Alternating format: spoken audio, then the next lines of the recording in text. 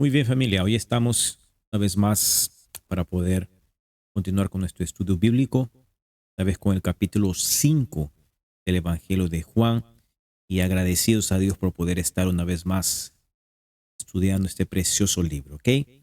Oremos antes de comenzar. Señor amado, te damos gracias una vez más por tu presencia sobre nuestras vidas, por tu Santo Espíritu, Señor, que nos dirige, que nos guía, que nos da ánimo, que nos fortalece, Señor, y que nos permites poder estar estudiando tu palabra, Señor. Ilumina nuestro pensamiento, ilumina nuestra mente, Señor, y que no sea apenas un conocimiento intelectual, porque tu palabra, Señor, lo que aprendemos aquí pueda quedar grabado en nuestro corazón y nos dé salvación, Padre.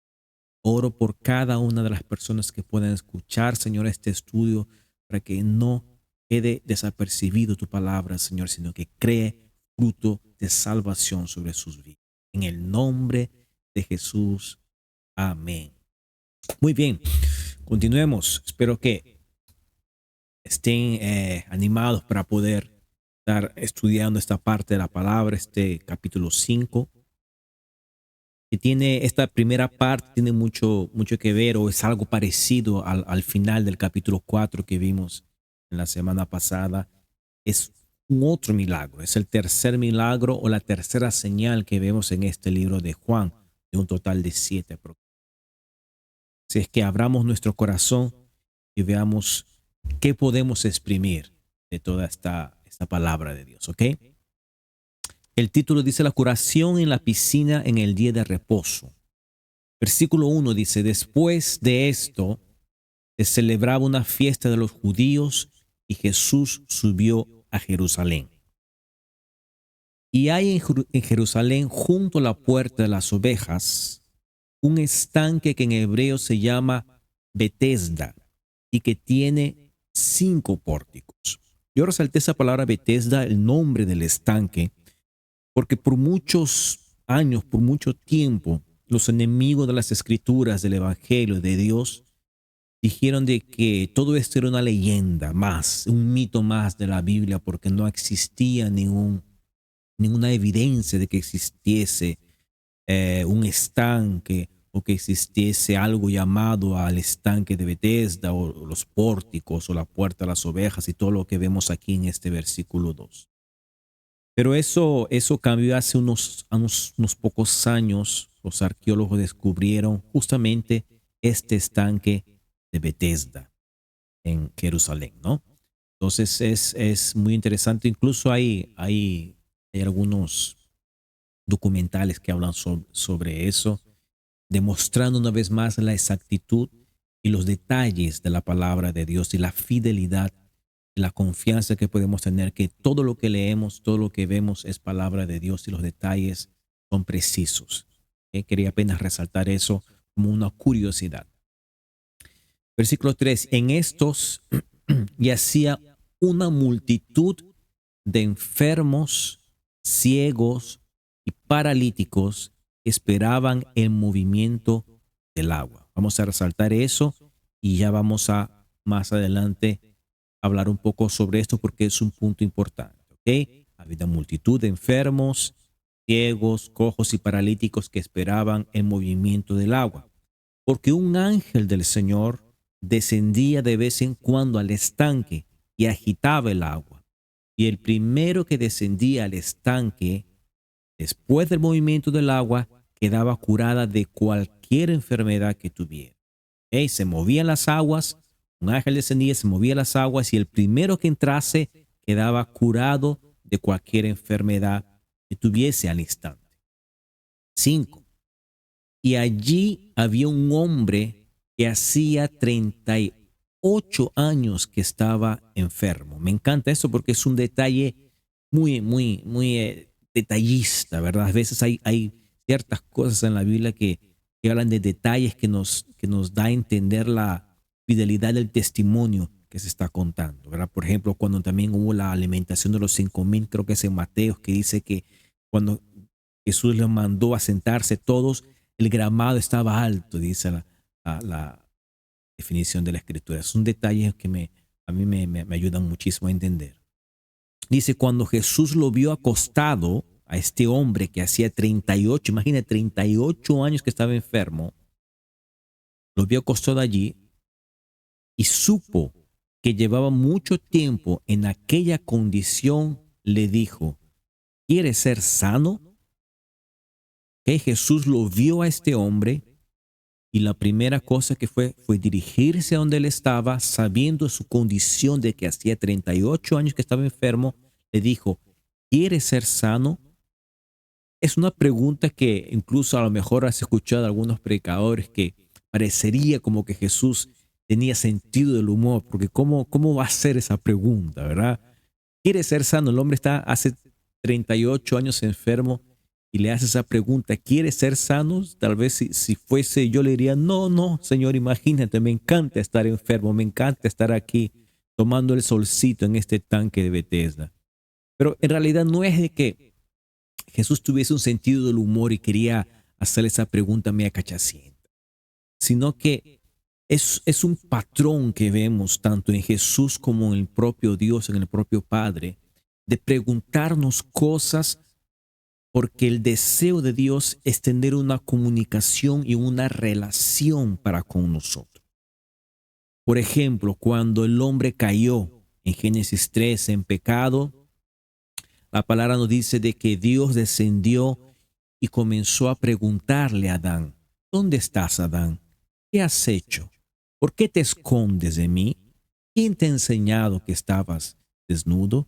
Y cosas así, cosas que Dios sabe, que Jesús sabía, que Dios sabe. No hay nada que podamos esconder, la palabra nos dice de Dios. Si vamos a lo más alto, ahí está Él. Si vamos a lo más profundo, ahí también está Él. No hay nada que podamos esconder de su omnisciencia, ¿verdad? Es el atributo que Él todo lo sabe, que Él todo lo ve. Entonces, si Él sabe todas las cosas, ¿por qué que Él hace esas preguntas? La respuesta simple es que Él quiere tener una comunicación y un relacionamiento con nosotros. Entonces, preguntarnos cosas, a pesar de que Él las sabe, nos dice ese deseo que Él tiene de entablar una comunicación para poder entendernos con Él. Lo mismo hizo con Caín, ¿verdad? Cuando Caín, después que mató a su hermano Abel, Dios le preguntó, ¿dónde está tu hermano? Y Caín le dijo, ¿acaso soy yo guarda de mi hermano? ¿Qué has hecho con él?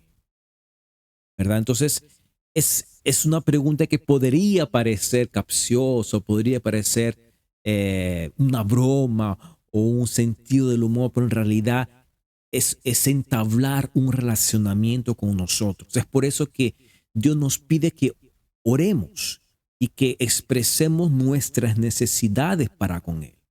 ¿Verdad? Él lo sabe todo, Él sabe lo que necesitamos, Él sabe lo que pasamos, pero aún así Él quiere que abramos nuestra boca y expresemos lo que sentimos, lo que queremos, lo que pensamos, lo que anhelamos, lo que soñamos, confesemos y declaremos nuestras propias bocas todo lo que sentimos y le pidamos cosas a Él, porque de eso se trata un relacionamiento. Él no nos ve como un robot, Él nos ve como lo que somos, un ser que Él crió para poder tener un relacionamiento con nosotros, una comunicación. Entonces, ¿quiere ser sano? Le dijo esa pregunta. Dice que el enfermo en el versículo 7 le respondió, Señor, no tengo a nadie que me meta en el estanque cuando el agua es agitada. Y mientras yo llego, otro baja antes que yo. Fíjate que la respuesta de este enfermo nuevamente es una respuesta sin entender quién estaba delante de él y quién le hacía esa pregunta. De la misma forma como vimos también con la mujer samaritana o con Nicodemo, que no entendía muy bien el contexto y con quién estaban, de la misma forma este enfermo no sabía, no entendía, no conocía quién estaba delante de él y quién le hacía esa pregunta, porque la respuesta que él dijo nos da a entender eso. En realidad dice, Señor, en realidad pues yo quería ser sano, pero no hay nadie quien me meta aquí. Entonces, como no hay nadie quien me meta, pues no he sido sano hasta ahora. Probablemente este hombre tenía una enfermedad, algunos piensan que era paralítico, a pesar que no no existe ese detalle. Puede ser otra enfermedad que le impedía moverse rápidamente, pero lo importante es que él no podía llegar a tiempo a esta piscina o sumergirse a esta agua a tiempo porque otro le ganaba, otro era más rápido. Si él supiese quién estaba hablando con él, le diría, Señor, tú puedes curarme, Señor, tú puedes sanarme, ¿verdad? Y dice que el versículo 8, Jesús le dijo, levántate, toma tu camilla y anda. ¿Ok? Levántate, toma tu camilla y anda. Y aquí vamos a detenernos un poquito más para poder eh, desmenuzar un poco todo lo que acabamos de leer, este acontecimiento con este paralítico. Y para eso quiero rescatar 3 puntos de esta historia, ¿ok? Antes de continuar. Número 1, quiero volver al versículo 3. Dice que había una multitud de enfermos, ciegos, cojos y paralíticos que esperaban el movimiento del agua. Entonces, el primer punto que podemos aprender en esta historia es de que a pesar de que existían muchos enfermos y existía mucha gente que necesitaba ser curada, Jesús no los curó a todos, sino apenas uno. ¿Ok? Repito, dice que había una multitud, probablemente decenas o centenas de personas que estaban días o incluso semanas esperando delante de este estanque el movimiento de esta agua para ser curados. Entonces existía una gran necesidad. Esas personas probablemente ya habían pasado por muchos médicos, habían hecho todo lo que estaba al alcance de sus manos y no habían sido curados. Otros a lo mejor eran extremadamente pobres y no podían hacer ningún tipo de tratamiento. Todos tenían algo en común, de que no podían ser curados por nada si no fuese por un milagro. Entonces existía una gran necesidad. Era un palco ideal para Jesús llegar y sanar a todos. Imagínate, bastaba con que Jesús dijese, todos sean sanos y al instante todos quedarían sanos. Pero no fue eso que Jesús hizo, sino que Jesús curó apenas uno. Y esto podría parecer extraño, ¿verdad? Eh, para nuestra forma de pensar a veces podría parecer incluso cruel o injusto. ¿Cómo es posible de que pudiendo sanar a todos, no sanó a todos, sino apenas a uno? ¿Es que acaso Dios no es un Dios justo? ¿Es que acaso Dios no es un Dios bueno? Podríamos preguntarnos, o podría existir esa inquietud en nuestro corazón. Y eso es porque la forma como nosotros vemos la justicia o la forma como nosotros vemos a Dios, lo vemos muchas veces a través de un prisma que es equivocado desde un comienzo. Muchas veces hemos aprendido o se nos ha enseñado de que Dios es un Dios que quiere curarnos de todas las enfermedades. El deseo de Dios es de que no pasemos ninguna necesidad, o que el corazón amoroso de Dios quiere curarnos de todos nuestros problemas o dificultades. Pero en realidad esa no es una verdad bíblica, aunque parezca dura. Aunque parezca dura. Dios quiere curarnos de todas las enfermedades y la respuesta bíblica, un texto de la Biblia, es que no siempre es lo que Dios quiere hacer sobre nuestra vida. Pero ¿cómo? A veces queremos arrancarnos los pelos, pero ¿cómo? Eso no es justo. ¿No es que Dios es amoroso y quiere lo mejor para mí? Sí, Dios quiere lo mejor para ti y para mí. Pero ni siempre lo que nosotros pensamos que es lo mejor para nosotros es realmente lo mejor para nosotros.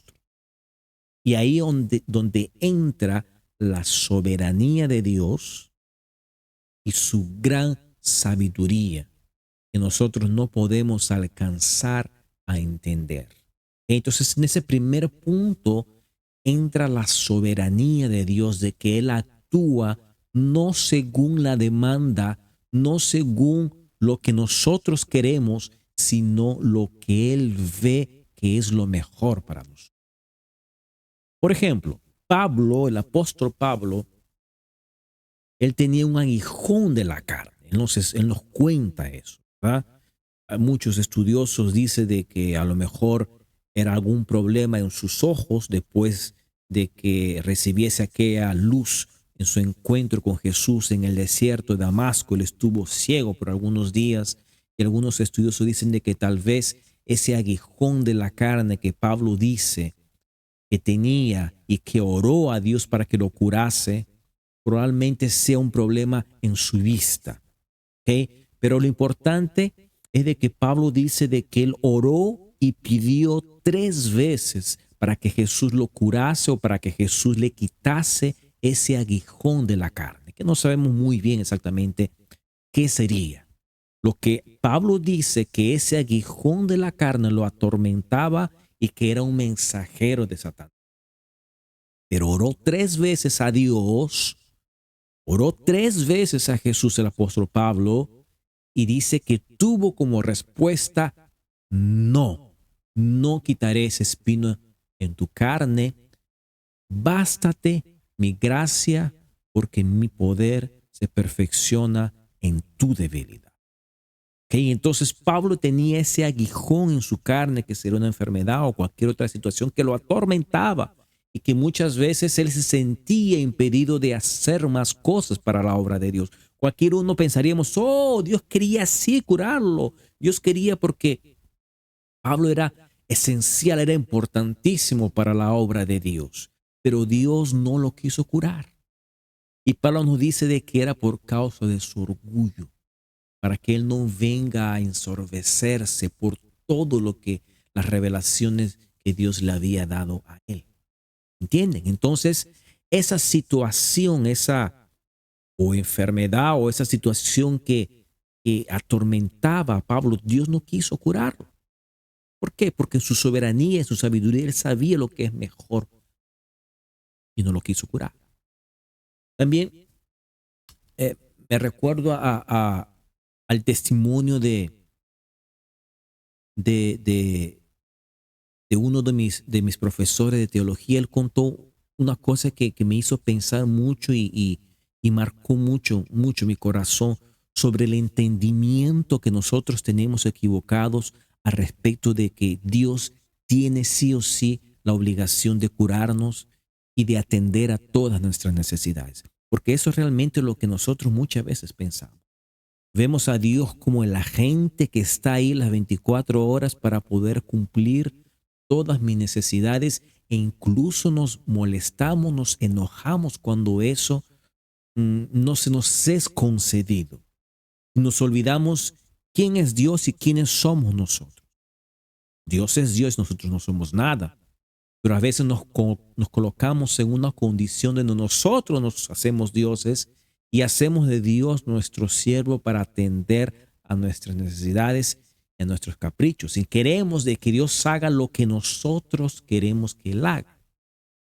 Y sobre esa historia que mi profesor contó, que me dejó marcado en ese entendimiento de entender que Dios es soberano y Él hace lo que Él hace y que tenemos que aceptarlo y entenderlo. Y es que Él nació con diabetes. Como saben, diabetes es una condición, una enfermedad de por vida que, dependiendo de la gravedad, pues no te permite hacer muchas cosas, no te permite disfrutar, dependiendo, ¿verdad? La vida, comer cosas que quieres comer. A veces comienzas a tener problemas de vista, a veces tus miembros también, eh, algunos los pierden. Y bueno, varias complicaciones que creo que todos ustedes las conocen muy bien, ¿verdad? Y él, desde que era niño, o padeció esta enfermedad, incluso al punto de que necesita ponerse, eh, se me olvidó lo que se pone los enfermos de diabetes para poder regular esa enfermedad. Entonces, desde muy pequeño la tuvo. Y como la tuvo desde muy pequeño, no fue su culpa. Porque sabemos que muchas personas sufren de diabetes es porque descuidaron su alimentación, a lo mejor tenían una tendencia, lo sabían, pero no les importó y descuidaron su alimentación y vinieron a adquirir esta enfermedad que nos atormenta después, ¿verdad? Entonces, en esos casos podemos decir de que ellos tienen parte de culpa en tener esa enfermedad. Pero cuando eres niño, cuando naces con esta condición, con esta enfermedad, pues no tienes una culpa activa, ¿verdad? De esa enfermedad. Y es el caso de este mi profesor, ¿no? Y dice que una vez le preguntaron a él, porque hace muchos años que él tiene que inyectarse el remedio para poder estar bien y cuidarse y no comer y no comer las cosas que a todos nos gustan, ¿no? Y le preguntaron una oportunidad, le dijeron, fíjate, si Dios te diese la oportunidad de nacer de nuevo, ¿escogerías nacer sin diabetes? Y la respuesta de él fue rotundamente no. Escogería 1000 veces nacer con esa misma enfermedad. Y la pregunta es, ¿pero cómo? ¿Acaso no es horrible tener esa enfermedad? Y él decía, sí, es muy malo, ¿verdad? Es muy malo tener esa enfermedad. No se le deseo a nadie, es muy malo. Cualquier enfermedad es horrible. Pero yo entiendo la soberanía de Dios, yo entiendo la sabiduría de Dios y yo entiendo de que si Dios me permitió, si Dios me permitió nacer o padecer esta enfermedad y si Dios aún no me curó de esa enfermedad, Él sabe por qué. O es, y aquí entra el detalle, o es porque yo necesito de esa enfermedad o es porque el reino de Dios necesita que yo padezca por esa enfermedad. Y esa forma de pensar me impactó porque cuántas y cuántas veces nosotros no hemos reclamado de Dios no hacer cosas sobre nuestra vida, sin entender que muchas veces nosotros pasamos por esa situación difícil porque nosotros la necesitamos o porque el nombre de Él tiene que ser glorificado y el reino necesita. Por ejemplo, la muerte de Lázaro. ¿Se recuerdan que Lázaro murió? Lázaro, el amigo de Jesús, murió y Jesús lo resucitó al tercer día. Cuando Marta y María vinieron a medio que a reclamarle a Jesús, Jesús dijo, hey, esa muerte no es para muerte, sino, o esa enfermedad, perdón, no es para muerte, sino que esa enfermedad es para la gloria de Dios. O sea, el motivo por el cual él está enfermo es para que el nombre de Dios sea glorificado. ¿Y cómo? Cuando él iría a resucitar, todos glorificaríamos hasta ahora el nombre de Dios por esa historia. Entonces el reino de Dios necesitaba que Lázaro muriese para nosotros aprender, crecer en fe y tener ese testimonio del poder y la grandeza de Dios. ¿Okay? Entonces hay situaciones, hay momentos, hay enfermedades, hay pruebas de que o necesitamos nosotros pasarlas como Pablo, por ejemplo, para que nuestro orgullo o para que nuestra dureza de corazón o para que nuestra terquedad o para lo que sea, nosotros la necesitamos por nosotros mismos o para que el nombre de Dios sea glorificado o el reino de Dios venga. Entonces, es un punto importante que quería destacar. Existían muchos enfermos, pero la soberanía de Dios decidió apenas dirigirse a uno dentro de esa multitud. Y uno, y aquí entra el punto número 2, que ni siquiera lo conocía. ¿Ok? No lo conocía y que no tenía fe en Jesús para ser curado. Y si ustedes vuelvan a leer todo esto nuevamente, en ningún momento encontramos que el hombre tenía fe en Jesús para ser curado, sino que él fue curado a pesar de no tener fe en Jesús. Y eso es algo que entra en contramano muchas veces de lo que hemos aprendido o de lo que se nos ha enseñado por mucho tiempo. ¿Ok? Se nos dice que es indispensable la fe para ser curados. Repito, se nos ha enseñado muchas veces, o lo creemos de esa forma, de que es indispensable la fe para ser curado. Pero en este caso, como en otros, por ejemplo, en el capítulo 9 de este mismo libro, vamos a ver otra historia. Cristo curó a muchas personas sin ni siquiera tener fe o sin ni siquiera conocer quién era Jesús.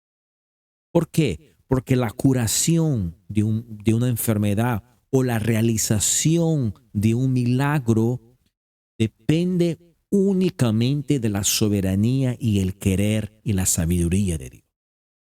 Es un punto importantísimo. Eso no quiere decir que la fe no sea importante. Por favor, no me malinterprete. La fe es importantísima. La fe es indispensable para nuestra salvación. La fe es indispensable para poder dar testimonio de Dios. ¿Ok? En Hebreos dice que sin fe es imposible agradar a Dios. Fe es indispensable para salvación, pero no es indispensable para una cura o para un milagro, como lo acabamos de ver. Entonces, cuando a veces se nos ha dicho o hemos escuchado, oremos por aquel hermano que está enfermo, pero cuando no es curado decimos, bueno, es que le faltaba fe. A lo mejor no tenía fe. O a lo mejor alguien nos ha dicho eso. Necesitas tener más fe para ser curado. Necesitas tener más fe para poder salir de esa situación. Necesitas confiar más para poder pasar por ese camino difícil, por esa crisis que estás pasando. Y muchas veces no es falta de fe. A veces nuestra fe está en Jesús, está en Dios, pero no es la voluntad de Dios, no es la soberanía de Dios. Dios no quiere que sea de esa forma y nosotros necesitamos entender eso. ¿Por qué? Porque es importante de que nosotros entreguemos nuestro corazón y nuestra voluntad a Dios porque Él sabe lo que es mejor para nosotros. ¿Okay? Nuestra forma como hemos sido criados, como hemos sido estructurados, demanda de que nosotros querramos que las cosas pasen como nosotros queremos. Pero entendamos de que Dios es quien está en el control de las cosas y que debemos someter nuestra voluntad, nuestro querer y la voluntad de nuestro Padre Celestial. Entonces, en este punto, este hombre no conocía y no tenía fe en Jesús y aún con todo fue curado. Jesús lo curó simplemente porque él quiso. Este hombre en ningún momento ni siquiera le pidió ser curado porque no sabía quién era Jesús. Tanto así que dijo, Señor, no hay nadie que me lance a este estanque para ser curado. Pero aún con todo Jesús lo curó porque quiso ser curado. Y el punto número 3 lo vamos a ver más adelante cuando continuemos con esta historia que está un poco más para abajo. Versículo 9 dice, espero que hayan entendido este punto. Versículo 9 dice, al instante el hombre quedó sano y tomó su camilla y echó a andar. Y aquel día era de reposo. ¿Okay? Este es un día de reposo. Una parte importante. ¿Qué significa un día de reposo? El reposo es conocido como el reposo, pero su nombre en realidad es el Shabbat, ¿verdad? Es el día de descanso, que para los judíos es el sábado. Cuando vemos el Génesis, Dios creó todas las cosas en 6 días y al séptimo día la Biblia nos dice de que Dios descansó. Claro, por favor, entendamos de que Dios no se cansa. Él descansó no porque estaba cansado, sino que descansó para poder ver toda su creación y disfrutar. ¿Verdad? El día de descanso es un día de gozo, de deleite, de disfrute.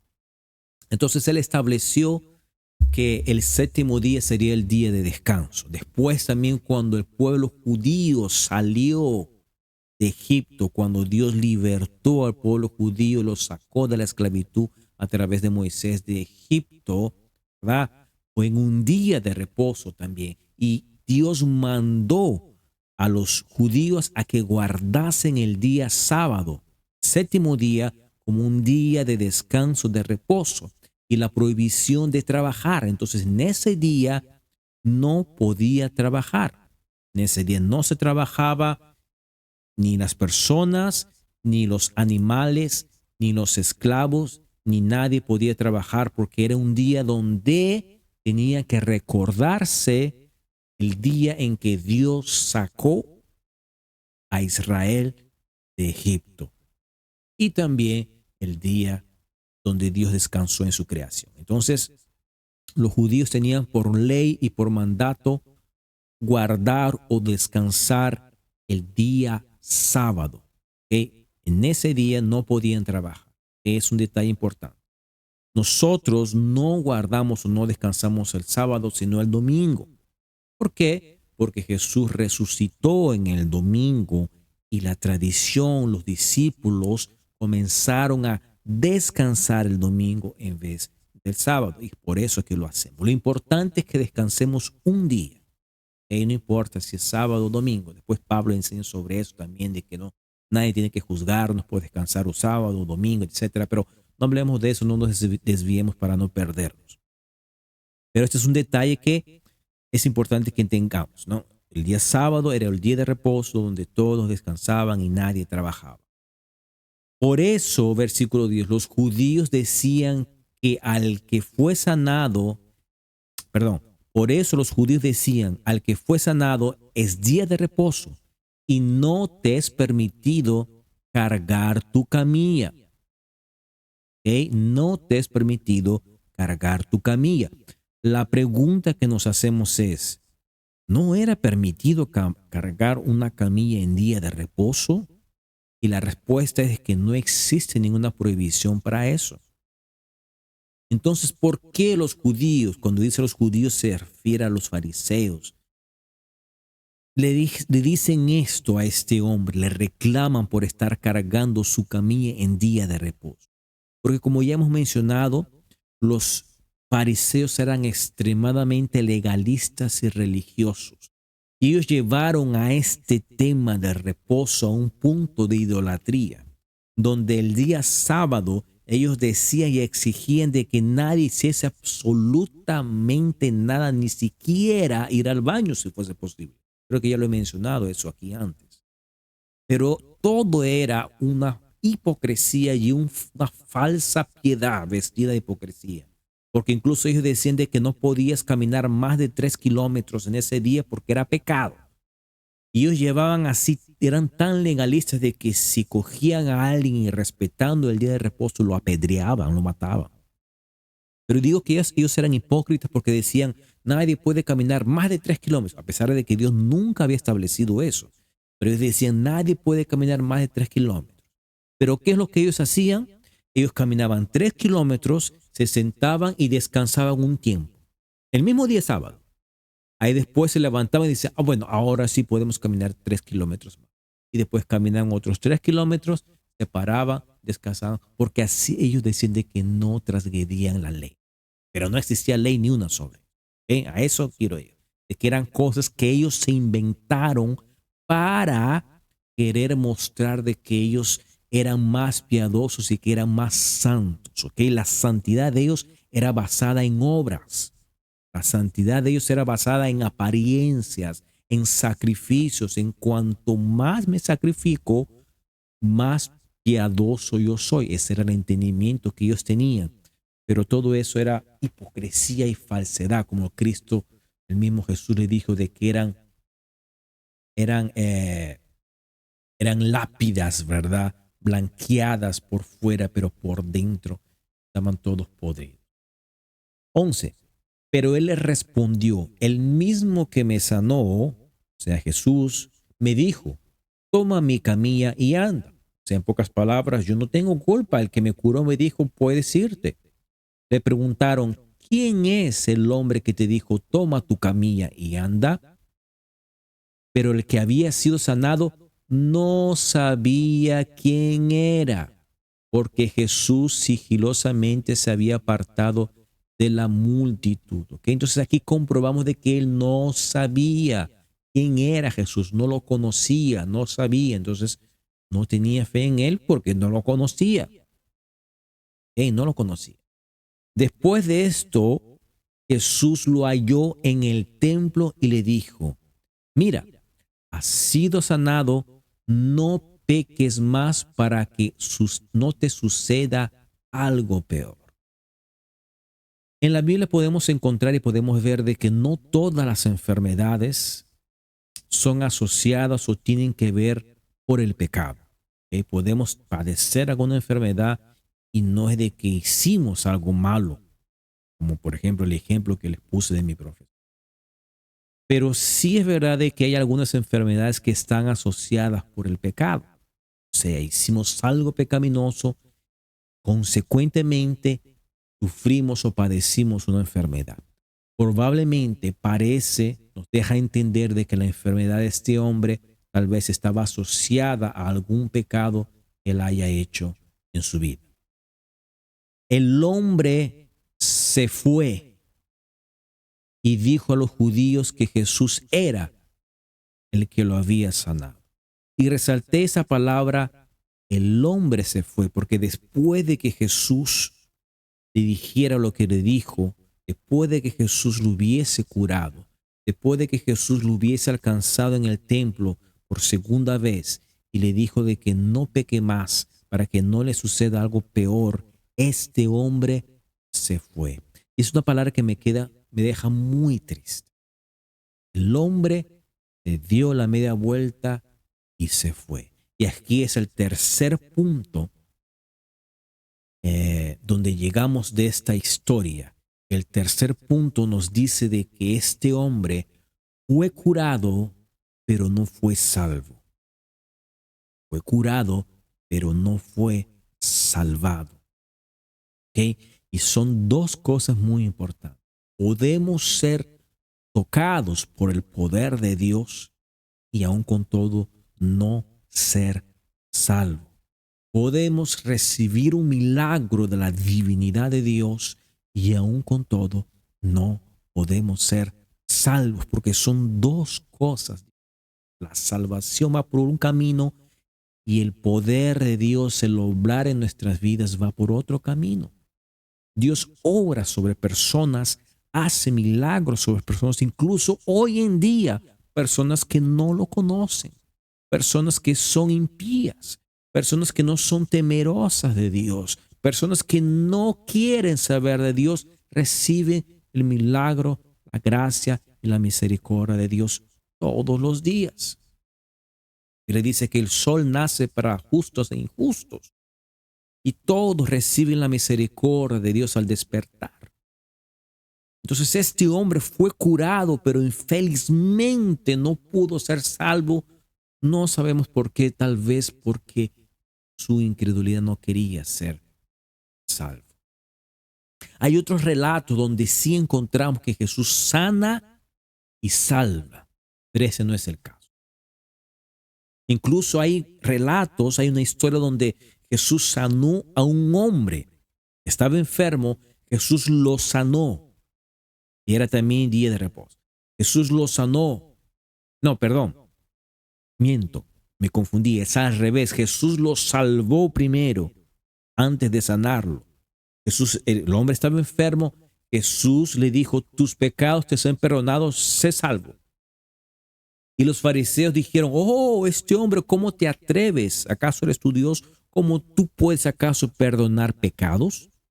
Y después Jesús dijo, para que vean que yo tengo autoridad para perdonar pecados, se volteó al hombre y le dijo, sé sano. Y al instante el hombre fue sanado. Entonces, primero fue perdonado sus pecados, o sea, fue salvo y después fue sanado. Entonces vemos que no existe un patrón, digamos, del actuar de Jesús. A veces él curaba simplemente y otras veces él salvaba y a veces él salvaba y él curaba. No podemos entender cuáles son los criterios para esto. Apenas podemos relatar y entender un poco cómo que sucedían las cosas. Pero en este caso el hombre dice que se fue. Simplemente se fue tristemente. Y los judíos supieron que Jesús era el hombre, y dice que en el versículo 16, a causa de esto querían perseguir a Jesús porque hacía estas cosas en el día de reposo. Fíjase cuán era la hipocresía, la falsedad y la legalidad de estos hombres religiosos, de que en vez de alegrarse por el milagro, en vez de alegrarse por la sanidad de este pobre hombre que hacía 38 años que estaba enfermo, en vez de alegrarse de que el reino de Dios se había acercado y que cosas milagrosas estaban aconteciendo, en vez de alegrarse, ellos querían perseguir a Jesús. ¿Por qué? Porque lo que Jesús hizo fue en día de reposo. Y para ellos en día de reposo no se hace nada, ni siquiera curar a un enfermo. Entonces lo importante no es la persona y el milagro, sino su legalidad de que en día de reposo, según ellos lo establecieron, nada podría ser. Y Jesús, lo interesante de esto es que hay muchas curaciones, hay muchos milagros que Jesús hizo en el día de reposo. Él podría hacerlo en todos los días y el relato podría ser de algún otro día que no sea sábado, pero la Biblia nos trae eso porque lo que Jesús hace es confrontarnos en nuestra forma de pensar, en la línea de pensamiento equivocada que nosotros tenemos. Y es que el evangelio de Jesucristo es completamente y totalmente confrontador. El evangelio nos viene a ofendernos. El evangelio viene a confrontarnos. El evangelio viene a humillarnos. El evangelio viene a aplastar nuestras formas de pensar. El evangelio viene a desconstruirnos y dejarnos entender de que no somos nada y que necesitamos todo de Dios. ¿Okay? Entonces él hacía eso de propósito. Muchas de las cosas que hizo fue el día sábado para poder confrontar a esos religiosos y decirles, hey, yo soy el día de reposo, yo soy el reposo. Dios hizo el reposo por causa de los hombres, no el hombre fue hecho por causa del reposo. Una cosa que Jesús dijo. Versículo 17, y estamos casi terminando. Pero él le respondió, hasta ahora mi padre trabaja, yo también trabajo. Entonces, por esta causa, los judíos aún más procuraban matarle, porque no solo violaba el día de reposo, según ellos, sino que también llamaba a Dios su Padre, haciéndose igual a Dios. Entonces los judíos, los fariseos estaban desesperados queriendo ya matar. Fíjese que estamos en el inicio, recién estamos en el capítulo 5, ¿verdad? Pero ya querían matar a Jesús. ¿Por qué? Porque violaba el día de reposo según ellos lo interpretaban. Y número 2, lo más importante es de que Jesús se hacía igual a Dios Padre. ¿Ok? Y dice mi Padre, y era una expresión de que nadie usaba. Y entendamos de que el único que trajo esa luz de que Dios era Padre era Jesús. ¿Okay? Nadie llamaba a Dios de Padre. ¿Por qué? Porque si tú llamas a Dios de Padre, según el entendimiento que ellos tenían, es de que tú eres igual a ese Dios. ¿Verdad? Nosotros tenemos nuestros hijos y nuestros hijos son igual a nosotros, ¿verdad? Son seres humanos. Yo no puedo llamar hijo a un perro, a pesar que hoy en día mucha gente lo hace, porque el perro no es mi hijo, no somos de la misma naturaleza. Yo soy un ser humano y él es un animal, no es de la misma esencia, no somos iguales, no somos iguales, pero mi hija sí puede llamarme mi hija, porque es de la misma esencia que yo, de la misma naturaleza, es igual que yo. Entonces cuando Jesús decía a Dios Padre, los judíos entendían perfectamente qué eso significaba. Significaba de que Jesús estaba diciendo, yo soy igual al Padre. En pocas palabras, yo soy Dios. ¿Okay? Y dice que procuraba matarle porque llamaba Dios o a Dios de su Padre, haciéndose igual, ¿ok? Haciéndose igual a Dios. Jesús en ningún momento escondió su divinidad, por el contrario, siempre les decía, y es por eso que quería matarlo, de que él era el Mesías, él era el Dios encarnado que andaba sobre él. Muy bien, vamos a dejarlo hasta aquí porque después ya viene otra parte que sale un poco de la historia que acabamos de leer. Una historia que nos trae muchas enseñanzas, por lo menos yo lo veo de esa forma, para un correcto entendimiento de quién es Dios, quiénes somos nosotros, cómo que Dios actúa con nosotros y cómo que Dios en su soberanía, en su capacidad de entender cosas, actúa de una forma que muchas veces nosotros no podemos comprender o entender. Y la lección que nos queda de que con humildad debemos entender que Dios es Dios y debemos de guiarnos delante de la poderosa mano de Dios y aceptar la voluntad de Dios por encima de mi voluntad. Eso no significa que debamos de desistir en pedirle cosas a Dios que aún nos ha hecho concedida. Por ejemplo, si estamos enfermos, no significa que debemos desistir de pedirle a Dios que nos cure. Pero sí debemos de entender que si Dios no nos curó hasta ahora, es por un motivo que Él sabe y que no es por falta de bondad o de misericordia, o no es porque Dios no me ama, ¿ok? Sino que Él sabe lo que Él. ¿Ok, gente linda? Espero que podamos haber aprendido algo con esta lección poderosa de la palabra de Dios. Nos encontramos nuevamente, si Dios quiere, la semana que viene con la continuación de este capítulo 5 para la gloria de Dios. ¿Ok? Bendiciones. Chao.